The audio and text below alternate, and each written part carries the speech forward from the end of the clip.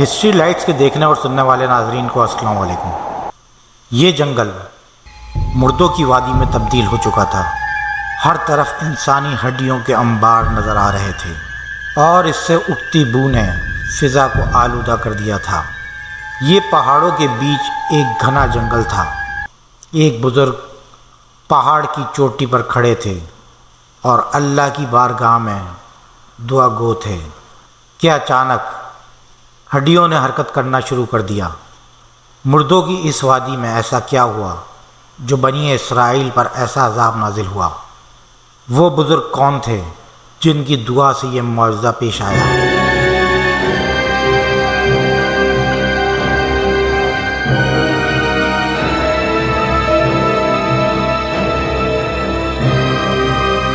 یہ بزرگ حضرت حزقیل علیہ السلام تھے۔ ہم آپ کو آج اس مردوں کی وادی اور حضرت حزقیل علیہ السلام کے بارے میں قرآن کی روشنی سے بتائیں گے۔ حضرت حزقیل علیہ السلام اللہ کے نبی تھے جن کو بنی اسرائیل پر اتارا گیا۔ حزقیل عبرانی زبان کا لفظ ہے جس کے معنی اللہ کا زور ہے۔ یہ اسیری سے پہلے یہودیہ میں پلے بڑھے اور بخت نصر کے دور میں قیدی بنا کر بابل لائے گئے۔ اسیری کے 5ویں سال ان کو نبوت ملی۔ حضرت حزقیل علیہ السلام موسیٰ علیہ السلام کے تیسرے خلیفہ ہیں جو منصب نبوت پر سرفراز کیے گئے۔ حضرت موسیٰ علیہ السلام کی وفات کے بعد آپ کے خلیفہ اول حضرت یشوع بن نون علیہ السلام ہوئے جن کو اللہ تعالیٰ نے نبوت عطا فرمائی۔ اس کے بعد حضرت کالب بن یوحنا علیہ السلام حضرت موسیٰ علیہ السلام کی خلافت سے سرفراز ہو کر مرتبہ نبوت پر فائز ہوئے۔ پھر ان کے بعد حضرت حزقیل علیہ السلام حضرت موسیٰ علیہ السلام کے جانشین اور نبی ہوئے۔ حضرت حزقیل علیہ السلام کا لقب ابن العجوز یعنی بڑھیا کے بیٹے کے ہیں اور آپ ذوالکفل بھی کہلاتے ہیں۔ ابن العجوز کہلانے کی وجہ یہ ہے کہ یہ اس وقت پیدا ہوئے تھے جب ان کی والدہ ماجدہ بہت بوڑھی ہو چکی تھی، اور آپ کا لقب ذوالکفل اس لیے ہوا کہ آپ نے اپنی کفالت میں لے کر 70,000 انبیاء کرام کو قتل سے بچا لیا تھا، جس کے قتل پر یہودی قوم آمادہ ہو گئی تھی۔ پھر یہ خدا کے فضل و کرم سے یہودیوں کی تلوار سے بچ گئے اور برسوں زندہ رہ کر اپنی قوم کو ہدایت فرماتے رہے۔ بنی اسرائیل کی ایک جماعت جو حضرت حزقیل علیہ السلام کے شہر میں رہتی تھی، شہر میں طاعون کی وبا پھیل جانے سے ان لوگوں پر موت کا خوف سوار ہو گیا اور یہ لوگ موت کے ڈر سے سب کے سب شہر چھوڑ کر ایک جنگل میں بھاگ گئے اور وہیں رہنے لگے۔ تو اللہ تعالیٰ کو ان لوگوں کی یہ حرکت زیادہ پسند نہ آئی، چنانچہ اللہ تعالیٰ نے ایک عذاب کے فرشتے کو اس جنگل میں بھیج دیا جس نے ایک پہاڑ کی آڑ میں چھپ کر زوردار چیخ بلند کی اور کہہ دیا موتوا یعنی تم سب مر جاؤ۔ اور اس محب اور بھیانک چیخ کو سن کر بغیر کسی بیماری کے اچانک سب کے سب مر گئے، جن کی تعداد ہزاروں میں تھی۔ ان مردوں کی تعداد اس قدر زیادہ تھی کہ لوگ ان کے کفن و دفن کا کوئی انتظام نہ کر سکے، اور ان مردوں کی لاشیں کھلے میدان میں بے گور و کفن 8 دن تک پڑی رہیں۔ بے انتہا تعفن اور بدبو سے پورے جنگل بلکہ اس کے اطراف میں بدبو پیدا ہو گئی۔ کچھ لوگوں نے ان کی لاشوں پر رحم کھا کر چاروں طرف سے دیوار اٹھا دی تاکہ یہ لاشیں درندوں سے محفوظ رہیں۔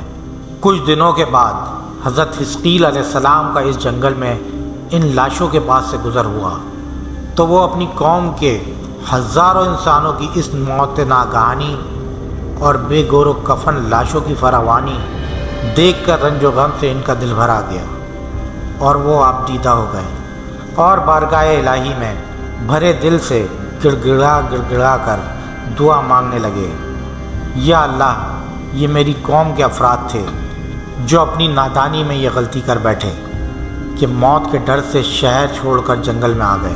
یہ سب میرے شہر کے باشندے ہیں، ان لوگوں سے مجھے انس تھا اور یہ لوگ میرے دکھ سکھ کے شریک تھے۔ افسوس کہ میری قوم ہلاک ہو گئی اور میں بالکل اکیلا رہ گیا۔ اے میرے رب، یہ وہ قوم تھی جو تیری حمد کرتی تھی اور تیری توحید کا اعلان کرتی تھی اور تیری کبریائی کا خطبہ پڑھتی تھی۔ آپ بڑے سوز دل کے ساتھ دعا میں مشغول تھے کہ اچانک آپ پر یہ وحی اتری کہ اے حضرت حزقیل، آپ ان بکھری ہوئی ہڈیوں سے فرما دیجئے کہ اے ہڈیوں، بے شک اللہ تعالیٰ تم کو حکم فرماتا ہے کہ تم اکٹھا ہو جاؤ۔ یہ سننا تھا کہ بکھری ہوئی ہڈیوں میں حرکت پیدا ہو گئی اور ہر آدمی کی ہڈیاں جمع ہو کر ہڈیوں کے ڈھانچے بننے شروع ہو گئے۔ پھر یہ وحی آئی کہ آپ فرما دیجئے اے ہڈیوں، تم کو اللہ کا یہ حکم ہے کہ تم گوشت پہن لو۔ یہ کلام سنتے ہی فوراً ہڈیوں کے ڈھانچوں پر گوشت پوست چڑھ گئے۔ پھر تیسری بار یہ وحی نازل ہوئی، اے حزقیل، اب یہ کہہ دو کہ اے مردو، خدا کے حکم سے تم سب کھڑے ہو جاؤ۔ چنانچہ آپ نے یہ فرما دیا تو آپ کی زبان سے یہ جملہ نکلتے ہی ہزاروں لاشیں کھڑی ہو گئیں کہ سبحانک اللہم و بحمدک لا الہ الا انت۔ پھر یہ لوگ جنگل سے روانہ ہو کر اپنے شہر میں آ کر دوبارہ آباد ہو گئے اور اپنی عمروں کی مدت بھر زندہ رہے۔ لیکن ان لوگوں پر اس موت کا اتنا نشان باقی رہ گیا کہ ان کی اولادوں کے جسموں سے سڑی ہوئی لاشوں کی بدبو برابر آتی رہی، اور یہ لوگ جو بھی کپڑا پہنتے تھے وہ کفن کی صورت میں ہو جاتا تھا، اور قبر میں جس طرح کفن میلا ہو جاتا ہے ایسا ہی میلا پن ان کے کپڑوں پر نمودار ہو جاتا تھا۔ یہ اثرات آج تک ان یہودیوں میں پائے جاتے ہیں جو ان لوگوں کی نسل سے باقی رہ گئے ہیں۔